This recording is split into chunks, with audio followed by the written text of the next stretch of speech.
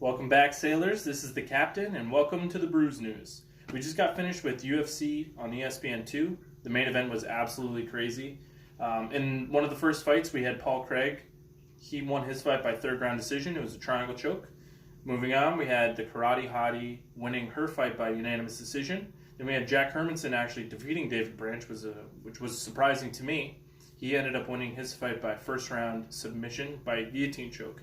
Then we had the main event, which was absolutely crazy.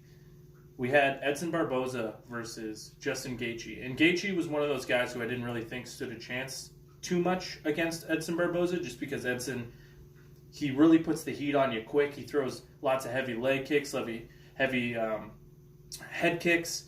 I thought for sure that there was a good chance that Gaethje was going to get into that phase where he sort of absorbs too many shots and he tries to make every single fight a firefight, and it was like that, except Gaethje was getting the better of every single exchange. He was landing the better leg kicks, which was super surprising. He ended up rocking Barboza about 2 or 3 times before finishing the fight. He had Barboza reaching for Jesus. It was absolutely crazy. The knockout was nuts. After this video, you should go check it out on YouTube. It was nuts.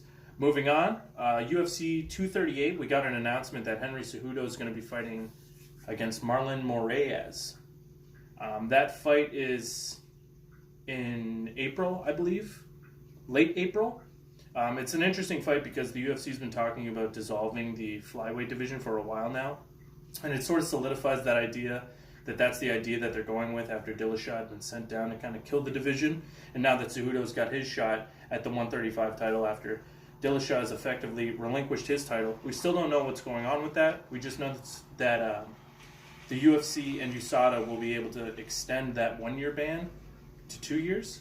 So we'll see what goes on. Some of the guys in TJ's old camp have been saying, like Faber and Garbrandt have been saying that TJ was juicing, and he was even at one point trying to get them to figure out how to pass those tests, which is, pretty messed up. Some of the guys I'd like to see move up from flyweight, if we do see the division dissolve, is flyweight contender Timothy Elliott, who ended up winning the Ultimate Fighter and facing Demetrius Johnson. And Demetrius Johnson, now gone from the division, one of the best still. And Sergio Pettis, Anthony Pettis' younger brother, and then Joseph Benavidez. A lot of these guys, they're good fighters, and they need to be fighting at a more natural weight class. Being 5'4" can be a tough thing, but Cejudo is seeing success at that size. So I think that bantamweight isn't too hard of a division for them to be able to be successful in. Finally, I just want to say thanks to everybody who sent me messages and told me some of the things that I'm doing wrong. I do still need to work on a lot of stuff. I'm saying all of the time, and it's something that I have to absolutely fix. I want to be more playful. I'm trying to fix a backdrop. I was just using my laptop trying to make a video, and it looked like I'm using MSN Messenger from 2002. So in the end game, I'm trying to probably do some sort of podcast or some sort of show.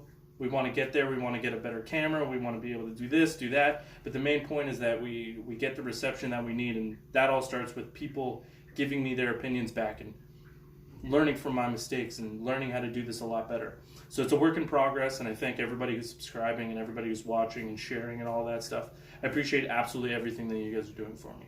I want to say thank you one last time. Have a good one.